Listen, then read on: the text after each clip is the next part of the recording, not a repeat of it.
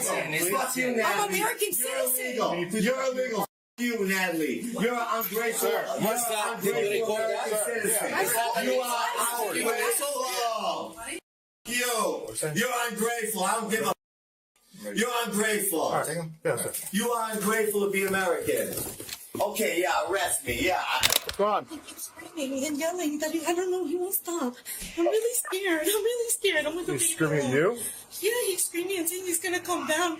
I'm really scared. I've asked him so many times nicely that my baby's sleeping. He keeps screaming and yelling. Did this just start today, or? No, it's been a long time. It's been months. Me and my husband have asked him so nicely. He's been screaming and singing. I said, please, just for 1 hour of the day. I have to listen to him all night. Just for 1 hour of the day. My baby's sleeping, please. He doesn't stop. We've asked him nicely. We're human beings. I've been in this town my whole life. I banged on the ceiling and he started going crazy. Okay. I'm really scared. All right. Just take a deep breath. My parents are on the way too. They live in Springfield. I'm really scared. He's not normal. I know he lives here for free. He's not normal. Yeah, I hope you do, man. I hope you do, dude. You know what I mean? And I ain't trying to be evil or trying to attack you guys. I want to tell you guys one thing, right? I was born here. My mother was born here. My grandmother was born here. And this downstairs, she's a illegal alien. Hey, man. You. Lady, you're an illegal alien. I hope these guys arrest you. You're illegal. You and your husband. So what happened? They're illegal, these guys downstairs. And there's a big problem at the border. You know it, right? No. You know it, and you know it. There's a big problem I'm American. At this point, the neighbor finally gets his chance to explain his side, but instead of focusing on the noise complaint, he immediately turns the conversation toward immigration and where everyone was born. That is a major shift in the situation. Whatever the original dispute was about, citizenship doesn't determine who is allowed to make noise or who gets police protection. The officers are there because of reported behavior, not to settle an argument about who is more American. And unfortunately for him, this approach is only making the officers more concerned about what is actually happening inside the building. 3 generations of American blood, Italiano blood. Well, this wasn't even born here. Their husband calling you guys over here for me talking on the phone during the day. She's insane. She's insane. This needs to be brought back to her country, dude. I haven't committed any crime. Look at me in the eye, dude. Look at me. Look at me straight in the eye, dude.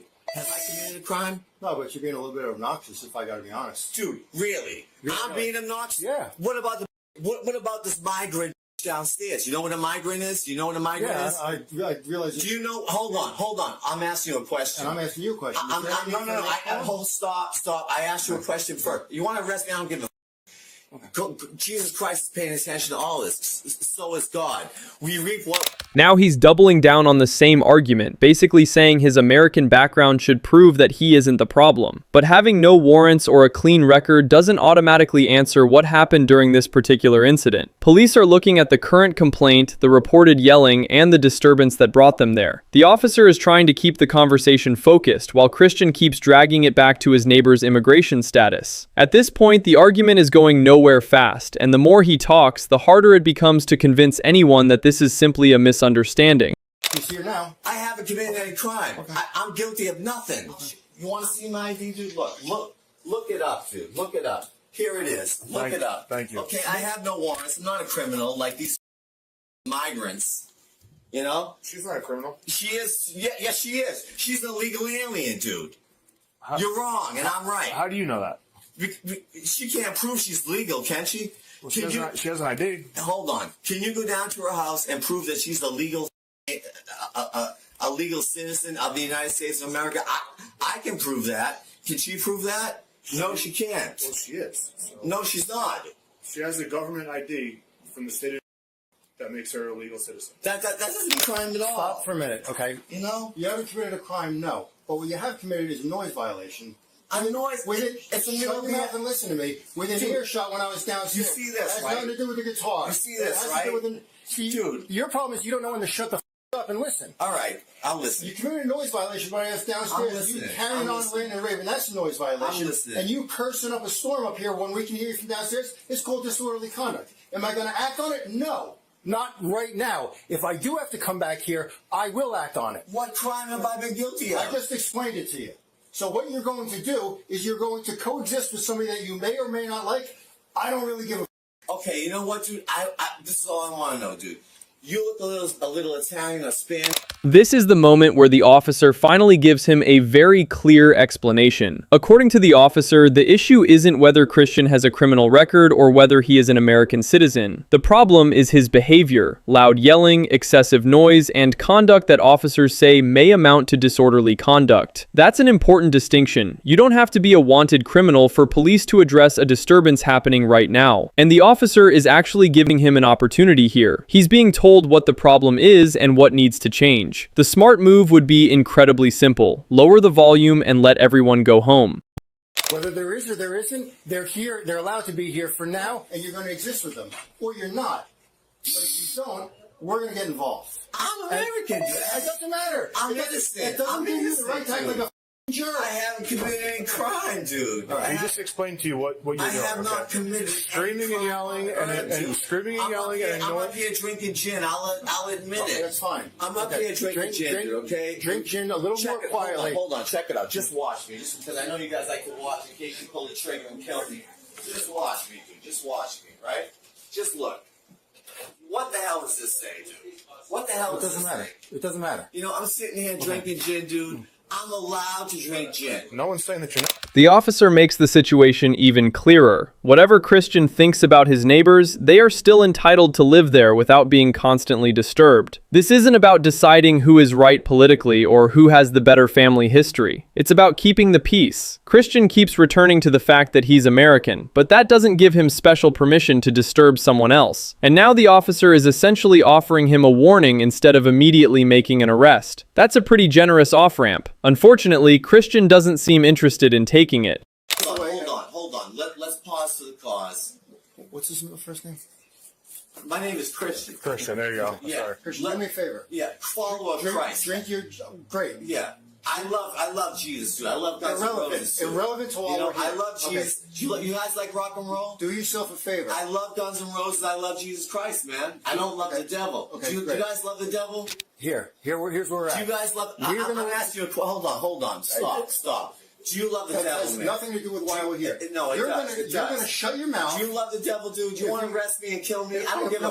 But if you come back, If you want to arrest I me, guarantee you, look, if you want to arrest me and kill me for no reason at all, I don't even give a dude. I don't even care. I don't even care. If we come back here because of your behavior, The conversation has now wandered so far away from the original complaint that we're getting into religion, rock music, and the devil. None of that has anything to do with the noise complaint. The officers are repeatedly trying to bring him back to the actual issue, while Christian keeps opening another argument every time they answer one. This is exactly how a simple warning can turn into a much bigger problem. The officers aren't asking him to prove his citizenship, explain his religion, or defend his favorite band. They're asking him to stop creating a disturbance. But that simple request is becoming increasingly difficult for him to accept. I come back here. You love illegal aliens. I love everybody. Whatever. I You love love everybody. illegal aliens. I come back here. You love illegal aliens. Shut your mouth. You're not Shut your American. mouth. You Shut your love mouth. illegal aliens. You're not American. Christian. I don't care. I don't give a. I don't care. Right. You have it wrong. I don't give a if I get arrested. I don't give a. You guys love illegal aliens, dude. You guys love illegal aliens. I don't give a. You guys are all illegal. You guys are all illegal. You. I haven't done anything illegal. I have not done anything illegal. You guys are illegal aliens. I have American citizenship. You guys aren't even citizens. You. I haven't done anything. I lived in for 30 years. Sir, please. I haven't committed any crime. You should be in an institution. By now, the warning has completely gone out the window. Christian continues accusing the officers and his neighbors while repeatedly insisting that he hasn't done anything illegal. But the officers have already explained that they're concerned about his conduct, not his nationality. This is where the situation becomes especially important. Once police have given a clear warning and the behavior continues, the chances of the encounter ending peacefully start dropping quickly. He still has an opportunity to calm down, but instead he's choosing to keep arguing. And that decision is about to have consequences. You're illegal. You're illegal. You, Natalie. You're an ungrateful. What's that? Did you record that? Citizen. You are You're ungrateful. I don't give a. You're ungrateful. All right, take him. Yeah, sir. You are ungrateful to be American. Okay, yeah, arrest me. Yeah. What the hell law have I? What the hell law have I broken, dude? We already explained it to you like 3 Dude, times. I want my jacket on. Can I put my jacket on or you can make me freeze, dude? No, it's not that. Not that. You know? You guys are crazy, dude. I haven't done anything wrong. Stand my back. I haven't done anything wrong, dude. I haven't done anything illegal, dude. I can't believe these go. motherfuckers are arrested. We explained it to you how many times. We gave you so many chances. Whatever, man. You want. At this stage, Christian is still insisting that the officers have no reason to arrest him, even though they've already explained their concerns several times. The officers have apparently given him multiple opportunities to stop the behavior, but the confrontation keeps going. Notice the pattern. Every time the officers try to close the conversation, another argument starts. Now he's demanding to know exactly what law he broke, while simultaneously continuing the same behavior the officers have been warning him about. That's the frustrating part of this encounter. The exit door is still there, but he's refusing to walk through it. Suck, dude. You know that? You suck, dude. That's my package. I want it in my. That's my package right there. I want it in my. Keep walking. Yeah. Go ahead and kill me. Go ahead, dude. I haven't done nothing illegal. You are. Dude, you're going to hell. You do realize that, right? You're gonna burn in hell, dude. You realize that? Yeah. Go ahead. Go ahead. Take it out on me. You're gonna burn in hell. He's being arrested. I see. I don't like that. But that's not being an institution. I understand, I but don't think he's saying I'm gonna call Al the owner. The owner, they know. But I don't think he's Section 8. They I probably get understand. paid for it. Yeah. So, like I said, all we can do is arrest him at this point for disorderly conduct. Yeah. Yeah. Now the arrest is actually happening, and somehow the argument still isn't over. Christian continues protesting while worrying about his belongings and demanding his package, but the officers have already made their decision based on the conduct they've observed and the warnings they've given. At this point, arguing isn't going to reverse the situation. In fact, continuing to yell can make an already tense encounter even more difficult. The important thing here is that the officers aren't arresting him because of his political opinions or because of what he thinks about his neighbors. They're responding to the behavior that they say crossed the line into disorderly conduct. I did something wrong. You want to hurt me? God's recording this, you stupid. You stupid. God's recording you. Come on out. Let's go. Hell is real, man. Hell is real. I've done nothing to anybody. You're a killer. Oh, you want to hurt me now? Go ahead. I'm asking you. Go ahead. Do whatever you gotta do. Are you coming out? Do what you gotta do. Hurt me. Yeah. Hurt me. Hurt me. You guys. You're going to hell. I'm gonna laugh at you. You're going to hell. Have a seat on the bench. Yeah, I ain't one of them. Have a seat on the bench. Yeah, I ain't one of them, dude. As a matter of fact, Kick your sneakers you know off, what, please. dude? As a matter of fact, I have black friends. Okay. As a matter of fact, We're gonna have a conversation, As a matter okay? of fact, I have black friends. Okay. I ain't trying to hurt you. Can you I kick ain't, your I ain't sneakers doing off? anything wrong. Can you kick your God sneakers is off? recording this. Sir, can you kick your sneakers Dude, you off? people are going to hell.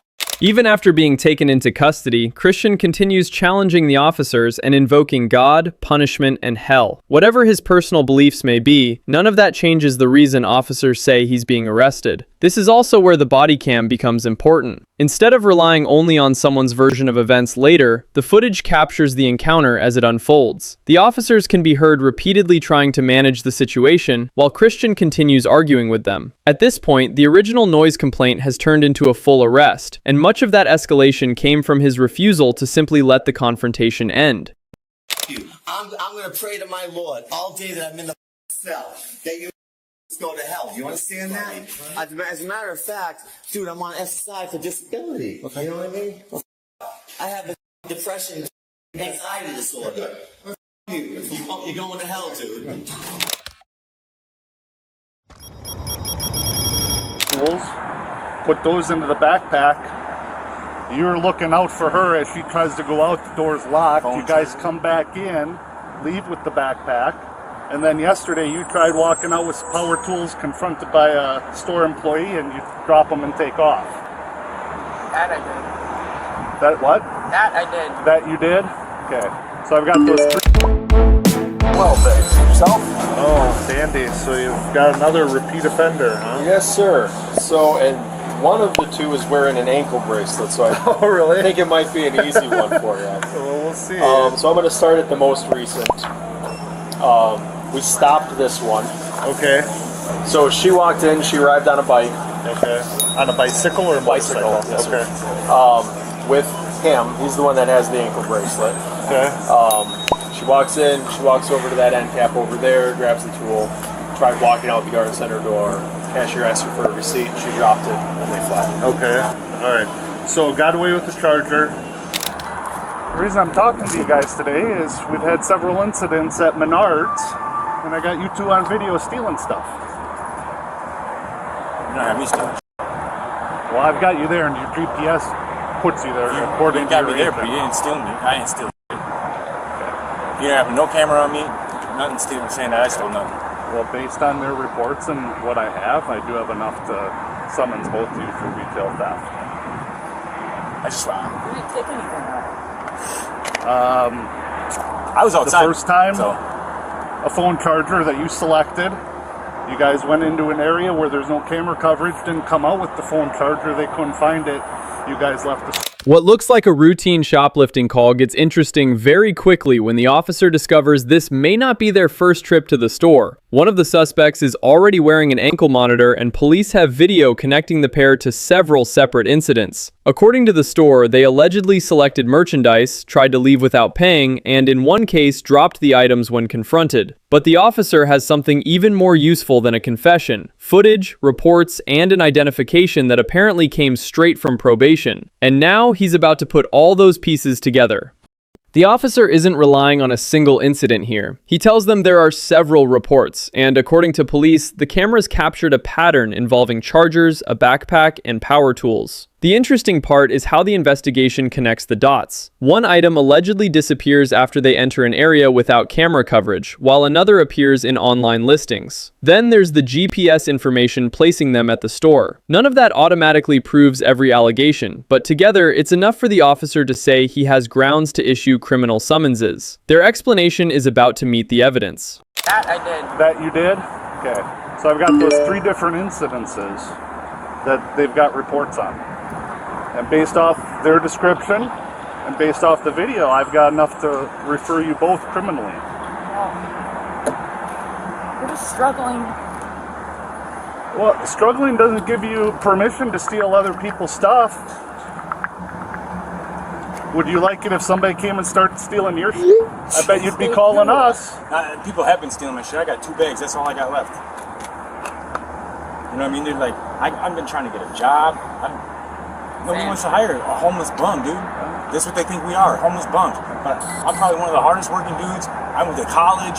You know what I mean? Like, I can appreciate. Now the conversation takes a more personal turn. The suspects explain they're struggling to find work and are trying to survive. But the officer draws an important line. Financial hardship may explain why someone is desperate, but it doesn't give them permission to take merchandise. And according to police, these weren't just groceries or basic necessities. The investigation involves power tools and other store merchandise, including items allegedly being offered for sale online. The officer also explains that both people can potentially be held responsible based on their alleged involvement. So the situation is no longer just about what one person physically carried out of the store. I don't know, man. I'm just trying to... It's like, I've been doing this for like 2 months now. Like, I can't do it anymore. Like, this is just wearing me down. And I don't steal. I don't steal at all. Like, I'm not a thief. I'm not a burglar. Well, you know what I mean? like I said, this life is just... I understand how it can be wearing you down. The reason you're getting charged based off of what I'm reading in their reports and seeing, I got enough for party to a crime, which is essentially the same charge as criminal retail theft. So I'm going to be contacting Brent, see if he wants to put a hold on you. Like I said, I'm just going to be issuing criminal summonses for court. All right? So I see Brent. all right, guys. each of you is getting a court summons. I understand what you're saying, that you guys are trying to get by and you took the stuff to be able to support yourself. Unfortunately, Menards still wants to file charges. That being said, Menards also is trespassing you from the property. So if you return to any Menards store property, whether it's in Wausau, Marshfield, Medford, wherever there's a Menards, and they find you there, they can have you charged with criminal trespass. Okay, do you both understand that? Yes. Do either of you have any questions about this? At this point, the officer has made his decision. Both individuals are receiving criminal summonses, meaning this encounter isn't ending with them simply walking away and forgetting about it. There's another consequence too. Menards is banning them from its properties. The officer explains that returning to one of those stores could lead to another criminal trespass issue. And despite all of that, he actually takes time to discuss resources that might help them get back on their feet. It's an unusual ending to a theft investigation. Consequences are being handed out, but so is an offer of help. Well, I can understand how that's frustrating, and I feel for you. Like I said, if there's anything I can do to try to help facilitate putting you in touch with somebody, I'm willing to do that. All right? I don't want to see you guys having to live, hand to mouth, taking stuff to try to get by. We want to try to help you if we can. All right? Yeah. Okay. Thanks for your cooperation. That looks like the backpack that you stole from Menards. Yeah. I'm gonna have to be taking that with me. Can I get my clothes out of it though first? And is it? That's not the same brand. Where'd you get that from? I got that from a friend.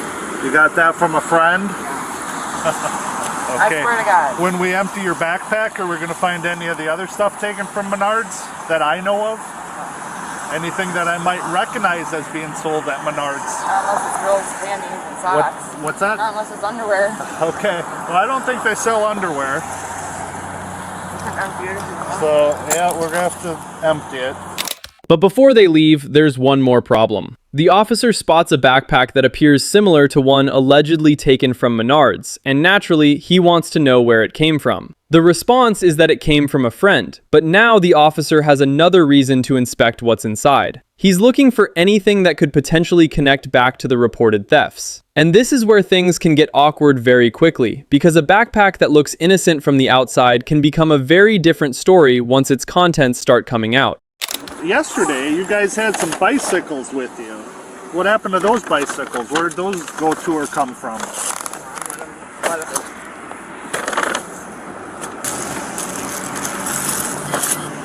That's a cute little sloth rock. Sold on Marketplace. I actually took all those clothes things off the Marketplace. Job interview today, but I didn't want to go.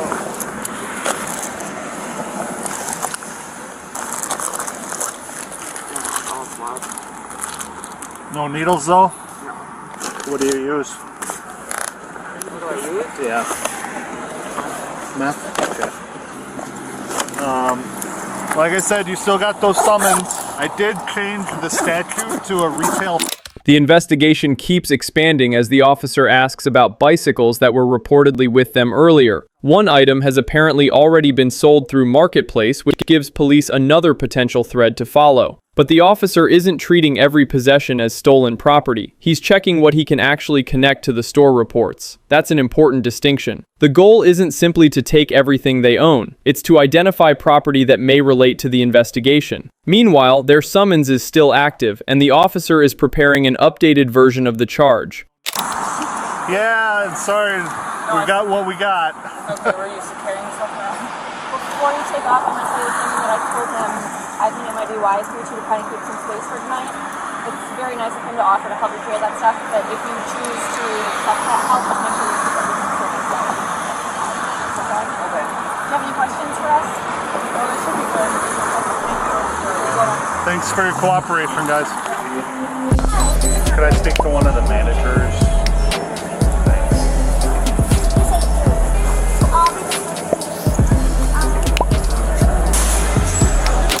Before they finally leave, the officer makes sure the paperwork is corrected and reminds them that the court date still applies. What's notable here is that the encounter doesn't end with a dramatic arrest or a shouting match. Police say they have enough evidence to pursue retail theft charges, but they handle the rest through summonses and documentation. The officer also tries to point them toward resources rather than simply ending the conversation. It's a pretty clear example of how a shoplifting investigation can become much bigger when multiple incidents, surveillance footage, GPS information, and online sales all start connecting together.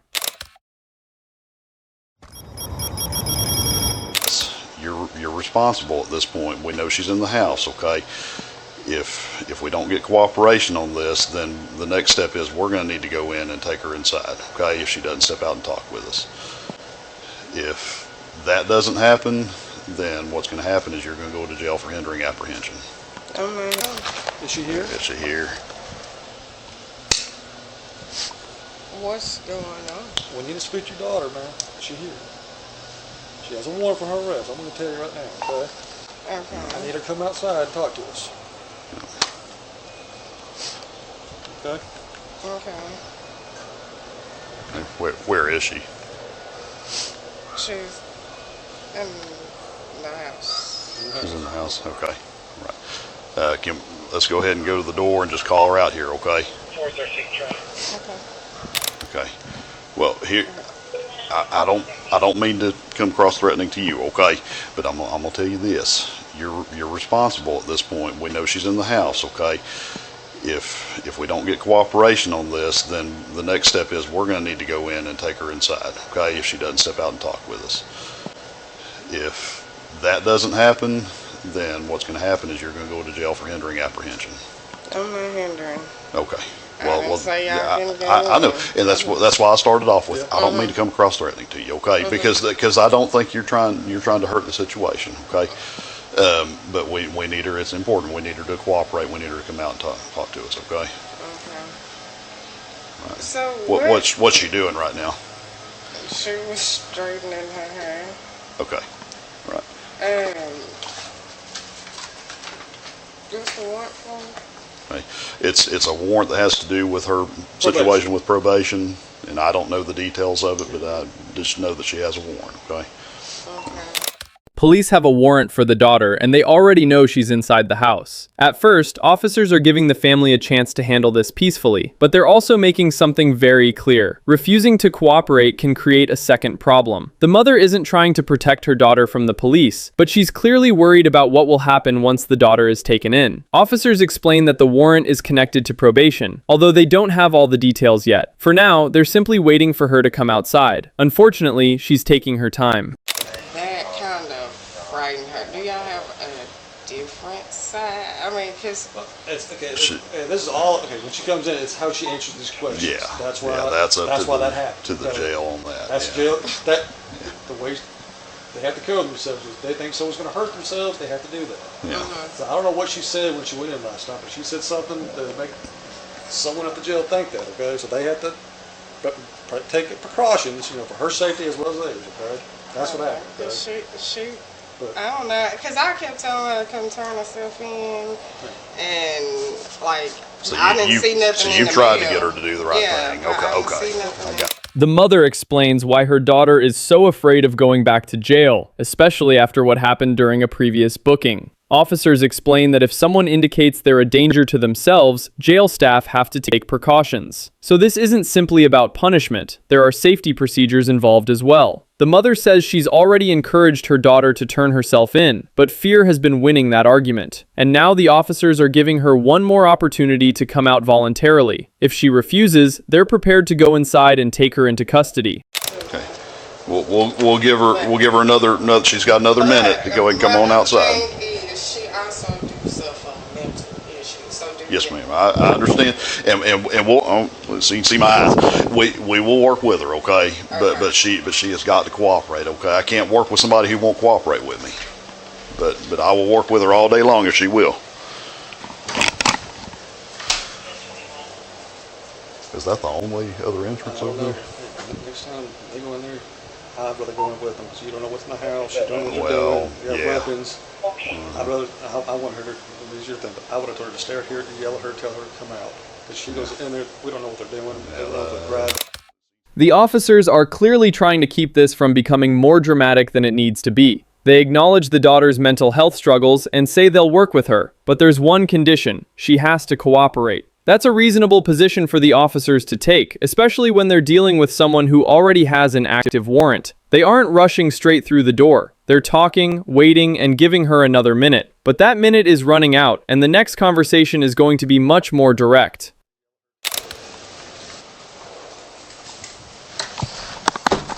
Hey, Miss Wilson? Miss Wilson, Smith County Sheriff's Office.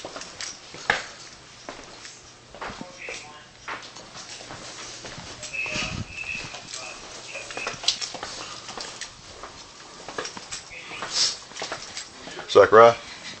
Yeah. Just calm down. Step on out here for me, Calm okay? down. I'm not going to hurt you. I'm not going to hurt you. Hey, listen to me. Listen to me. If you'll work with us, we'll work with you, okay? There's a problem that has to be dealt with. Don't fight back, okay? Just... But we don't want to stick any charges on you or anything like that, okay? But we got to have you cooperate with us, okay? Just calm down, girl. It's okay. Take deep breaths. Take deep breaths. Anybody else in here? Okay. I'll turn some lights on. And here comes the moment she's been trying to avoid. Officers identify themselves and calmly ask her to step outside. They repeatedly tell her they're not there to hurt her and that cooperation will make the situation easier. This is a surprisingly calm approach, considering they already have a warrant. They're trying to bring her out without turning the doorway into a struggle. She eventually begins coming forward, but officers still have to keep her calm and make sure everyone stays safe. Once she's outside, the warrant can finally be dealt with. Okay. All right. Come on, let's step on out here, okay? Go ahead and come this way. Slow down. Listen to me. Listen to me. Listen to me. It's okay. Calm down. Okay, easy, okay? Okay, come on. Come on, step on this way.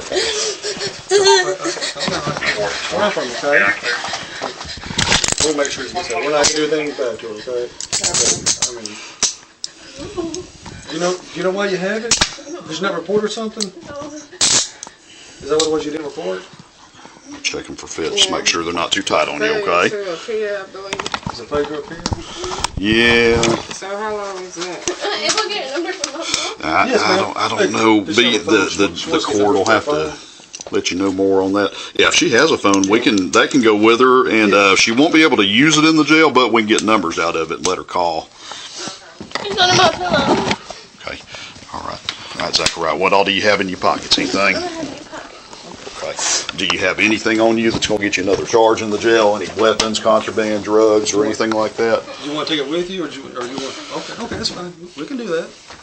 Okay. Now she's officially being taken into custody, and officers continue explaining what's happening rather than treating the situation like a confrontation. They check the restraints, ask about her belongings, and make sure she doesn't have anything that could create another problem at the jail. Most importantly, they aren't pretending they know exactly what the court will do next. The officers explain that the court will decide what happens with the warrant. For her, the surprise has arrived. After months of avoiding the warrant, there's no more postponing it. She's going with them. Right. And again, I didn't mean to come off crass or mean. We get a lot of people, especially parents, a lot of times, who will try to fight us on stuff like this. And I've taken parents to jail before over stuff like this, and I don't like to, but we've had them before where they want to try to push against us, and we got a job to do, So, but I appreciate you were trying to get her to do the right thing, and she has a lot of anxiety, I can tell. Yes, and I've been trying to work with her myself on it, and gotta get counseling and stuff. Yeah. But she just don't like the sound of it. Like when my dad first got her out, we kept telling him, let her stay in, let her, she did the crime, she need to, sit it out. He get out.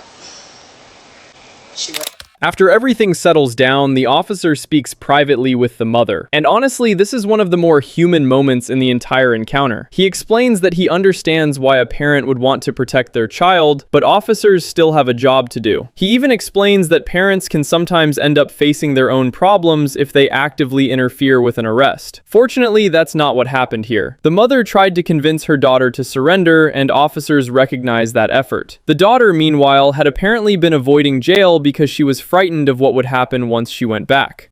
But I think he thought that y'all can pick it up, that, you know, we're trying to get her ID or whatever. Because we all been trying to get her to turn herself in. Yeah, she just won't do it, huh? No, she's scared. Yeah. She's like, you don't know what it's like in there. And I'm like, well, what? Go get it over with and learn from your mistake. Don't do it no more. You ain't got to go back down now. Right. Yeah, exactly.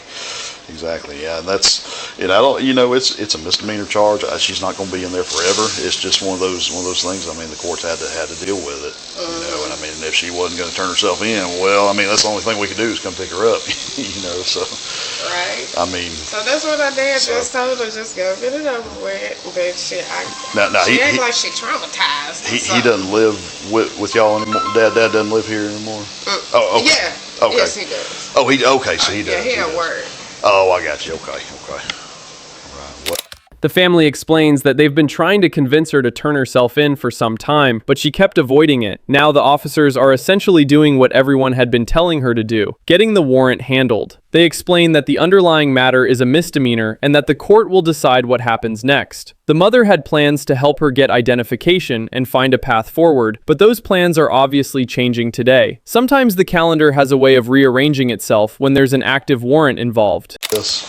So she'll be there till she does go to court and get taken care of. So there's no way she can even try to bond out. You know. She wants to talk to you before we leave, okay? Yeah, I'm totally okay with that. What? They will let me know when court and stuff is. Yeah.